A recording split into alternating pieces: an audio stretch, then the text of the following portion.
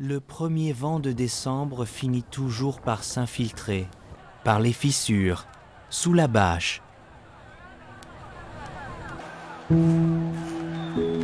Jusque dans les eaux. Ici même les tentes donnent l'impression de respirer. Lentement, fatiguées, comme si elles avaient trop vu.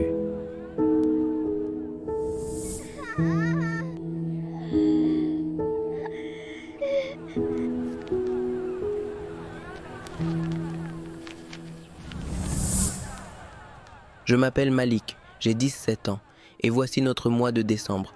Ce n'est pas le décembre que nous connaissions avant, mais celui que nous avons découvert après avoir fui. Les gens voient un camp, mais nous voyons une vie que nous essayons de reconstruire avec les mains vides.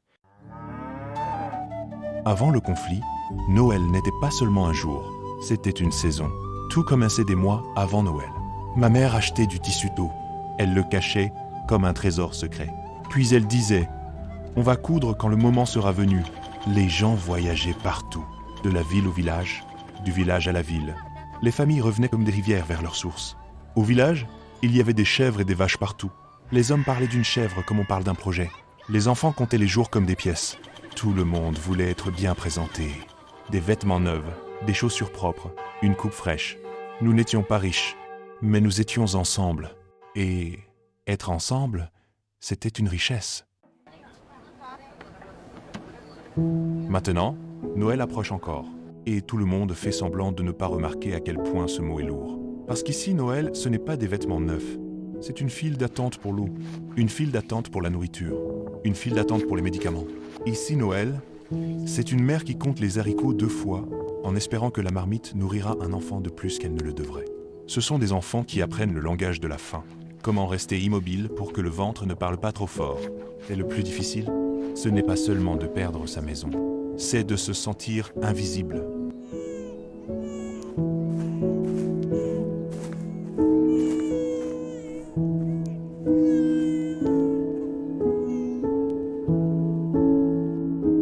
Il y a quelques jours, ma mère a retrouvé un vieux morceau de tissu, quelque chose qu'elle a emporté sans réfléchir quand nous avons fui.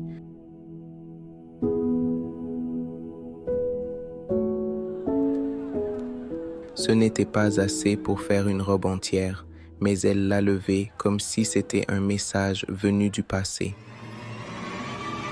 Malik, regarde, je l'ai retrouvé. Peut-être, je peux faire une petite chemise pour ta sœur. Pas une chemise parfaite, mais une chemise de Noël. Les mains de ma mère ont changé. Elles étaient autrefois douces, à force de travaux ordinaires. Cuisiner, laver, tresser les cheveux. Aujourd'hui, elles sont rugueuses, façonnées par la survie. Mais quand elle a touché ce tissu, ses mains se sont souvenues d'une autre vie. Mon père essaie de parler de Noël, comme un homme qui construit un pont. Mais je le vois, l'inquiétude, qu'il ne dit pas à voix haute. Un père veut subvenir aux besoins des siens, pas mendier. Si Dieu nous aide, nous partagerons un repas, même s'il est simple.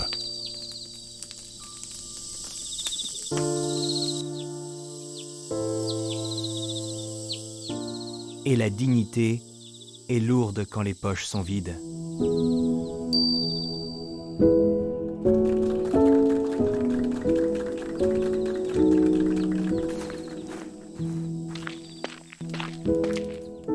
Hey, Kabaseke, que signifie Noël pour toi cette année? Un biscuit et du lait. Une couverture. Les nuits sont froides. Du savon, pour que je sois propre pour l'église. Avant, nous rêvions de jouets. Maintenant, les enfants rêvent de l'essentiel, parce que l'essentiel n'est plus garanti. Et pourtant, ils essaient de sourire. Et pour... Le dimanche, des voix s'élèvent sous un arbre. Pas parfaites, mais sincères. Elles chantent la paix. Elles chantent Emmanuel Dieu avec nous. Et quand les enfants chantent, on le voit sur leur visage. Ils veulent croire que l'oubli n'est pas le dernier chapitre de leur histoire.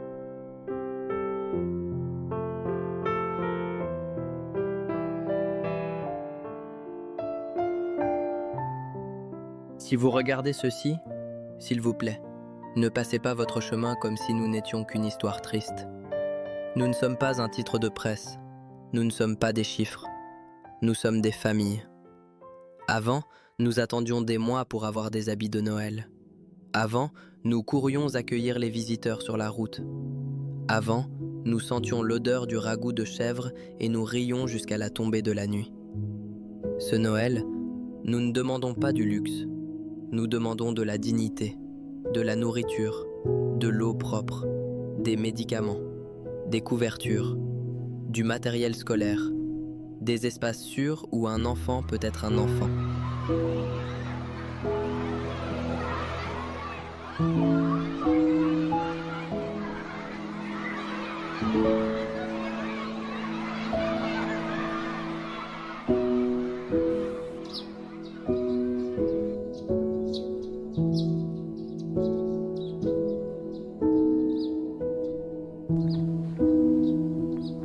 Peut-être que le vent passera encore par les fissures, mais peut-être qu'il apportera aussi autre chose. Pas seulement le froid, mais le bruit de pas qui reviennent, pas dans la peur, mais dans la joie.